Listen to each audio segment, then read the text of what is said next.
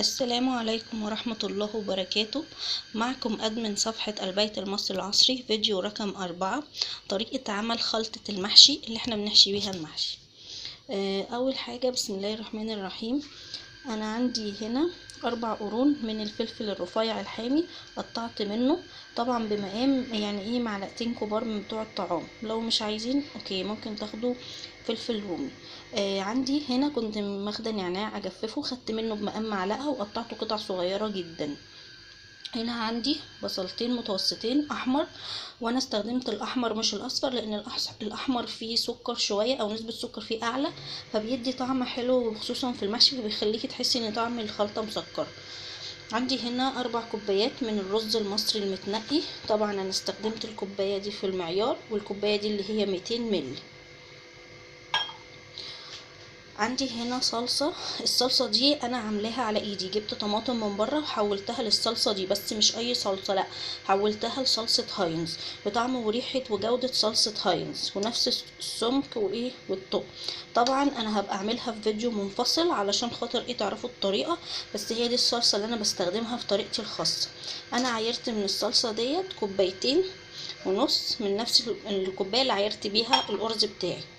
وهنا عندي 3 ربط من الخضرة، ربطة شبت، ربطة بقدونس، ربطة كزبرة، بس انا حسيت ان الكزبرة اقل في الحجم من الشبت والبقدونس، مش هتبقى متوافقة معاهم على نفس الميزان، فزودت واحدة كمان بحيث يبقى في توازي ما بين ايه ال3 انواع. غسلتهم كذا مرة وجففتهم وايه وخرطتهم، وهستخدم معاهم زيت لان طبعا احنا عارفين ان المحشي بيتعمل بالزيت، وانا عندي زيت ذره لان احنا عارفين ان زيت الذره هو اللي بيستعمل في الاكل يعني عشان احسن وانضف، فانا هستخدمه.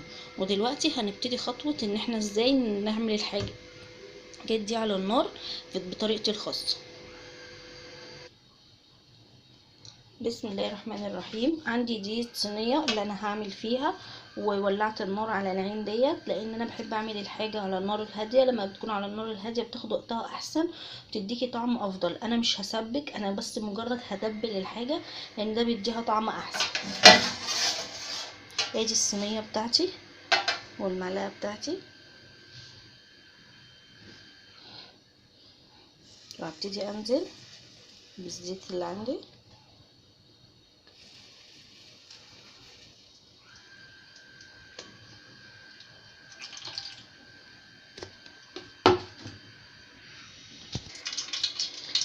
طبعا انا الزيت عندي بيسخن. انا عايزه اقول ملحوظه لبعض الناس ان هم بيروحوا جايين مثلا مخرطين البصله في قلب الصينيه اللي هيعملوا فيها ويروحوا حاطين عليها الزيت ورافعينها على النار، دي بتاخد وقت كبير قوي، وخصوصا لما تبقى بنت لسه بتتعلم الطبيخ في اول مره او مبقالهاش خبره سنين، فالحاجه بتبوظ منها وبتمسخ وبيبقى طعمها مش حلو. فالافضل ان انا ايه احط الصينيه ديت، الصينيه دي انا غسلاها كويس قوي وشطفاها حتى لو انا جايباها نضيفه من المطبخ، وبروح حطها على النار، واول ما الميه اللي فيها بتنشف بروح حاطه الزيت بتاعي، واول ما يسخن ابتدي انزل بالبصله. ليه؟ علشان اوفر الوقت، علشان البصله تشد نفسها ما تتهريش مني، علشان انجز يعني ايه يبقى الحاجه طعمها احسن. فدي كمان الطريقه الصح والطريقه الصحيه، ولو ناخدوا بعضنا ان في بعض الشيفات ما بيعملوش كده، فانا برضو بقول المعلومه دي للي مش عارفها.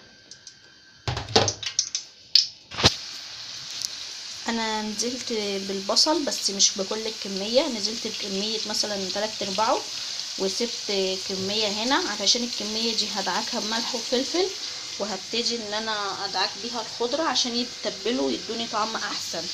على ما البصله تدبل مني هعمل الخطوه دي وهرجع ايه لحضراتكم نكمل.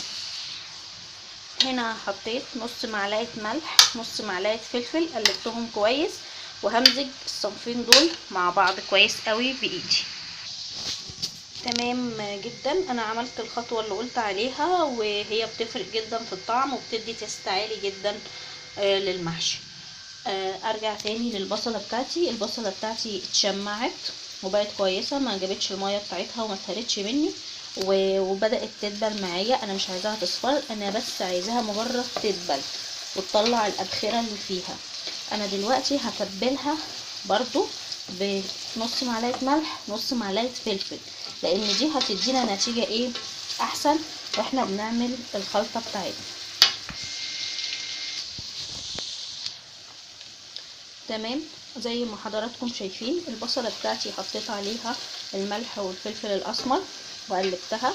هي اهي، انا كل غرضي منها انها تدبل فقط وما تفقدش بقيه ميتها كلها.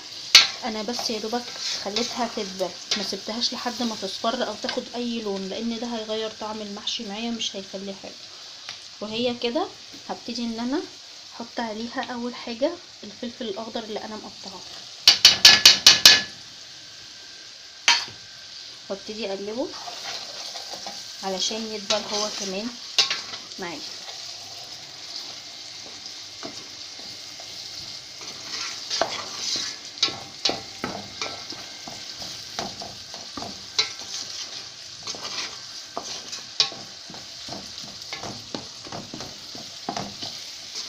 مسافة دقيقة كده او دقيقتين مش اكتر من كده، علشان وانا باكل احس ان المحشي بتاعي تيستو عالي وكأني عاملاه ني في ني، لان المحشي كل ما بيتسبك ده بيبقى تقيل كده ومش لذيذ. زي ما حضراتكم شايفين معايا انا بحاول اوضح الصورة على قد ما اقدر. دقيقة وهرجع لحضراتكم تاني. خلاص كده زي ما حضراتكم شايفين انا الفلفل قعد دقيقة دبل، بس برضه في نفس الوقت مغمقش ولا لونه اتغير، لسه لونه فريش. تمام. تالت خطوة هنزل بيها هي صلصة الطماطم. طبعا هي مش تاخد اي وقت على النار لان انا عاملاها مرحلة مسبقة.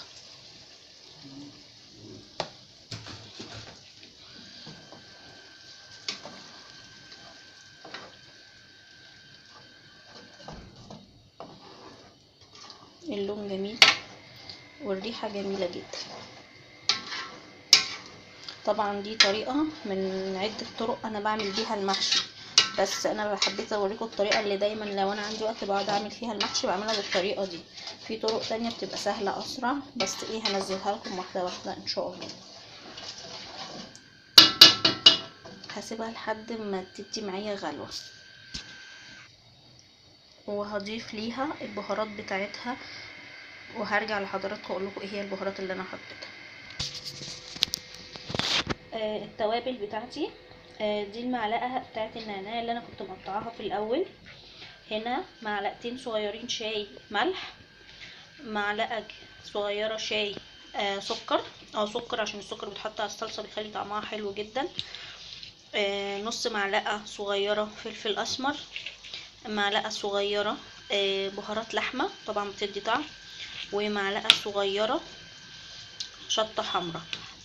في ناس بتضيف معلقه صغيره بصل بودر ومعلقه صغيره توم بودر.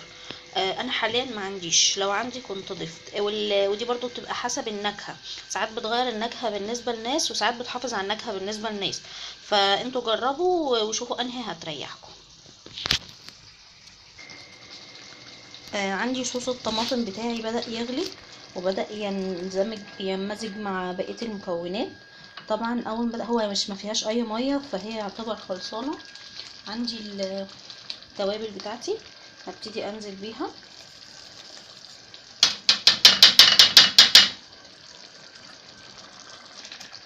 انا طبعا هنا ضفت المكونات والتتبيله بتاعتي وقلبتها كويس، عملت معايا صوص رائع، تخديعه هايله جدا وريحتها حلوه جدا وقوامها حلو جدا.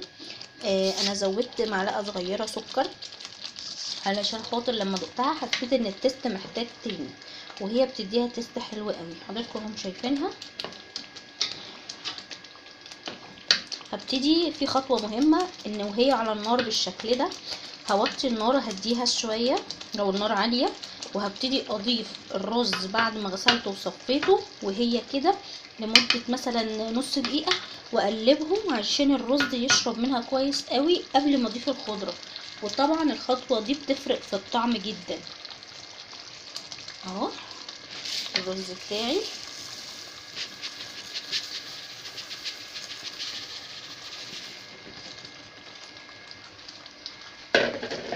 هبتدي لمدة نص دقيقة كده ان امزجهم.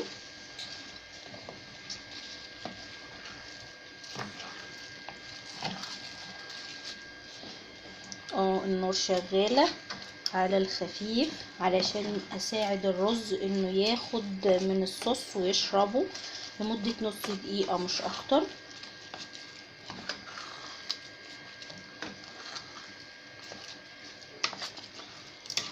اهو خلاص هبتدي ان انا اطفي بقى على النار خالص بعد ما اديته التقليبه بتاعته. بس هتاني اقلب فيه لان كل ما اقلب كل ما الرز بيشرب اكتر. اهو طبعا عشان انا ماسكه الكاميرا مش عارفه اعمل بايدي كويس، بس اكيد يعني الصوره واصله برضه. على فكره الرز مغسول ومتصفي كويس قوي علشان ما ينزلش ميه في قلب الطماطم فترجع تسيل، لا تمام. اهو هقفل مع حضراتكم هقلبها كويس وارجع لكم تاني. انا رجعت لحضراتكم تاني. ده الرز بعد ما قلبته كويس لمدة دقيقتين طبعا ابتدى يشرب من الخلطة وهو كمان لونه يبقى احمر. كل واحدة فينا عايزة تعمل حاجة طعمها حلو وشكلها برضو جميل، لان الشكل بيتحدث عن الحاجة ومضمونها، وهي طعمها حلو قوي. دلوقتي هبتدي اضيف خطوة الخضرة اللي انا كنت عاملاها وهقلب كله بقى وهرجع لحضراتكم. انا عملت الخطوة الاخيرة وحطيت الخضرة بتاعتي وقلبتها كويس قوي واندمجوا مع بعض وشكلها حلو وجميل. هي لونها الكاميرا مش عارفه ليه مفتحاها، بس هي لونها احلى من كده كمان اهي. عايزه اقربها بس مش عارفه، بس هي شكلها جميل وطعمها جميل جدا ومش هتندموا عليها خالص. ودلوقتي هاخدها وابتدي ان انا اروح احشي بيها.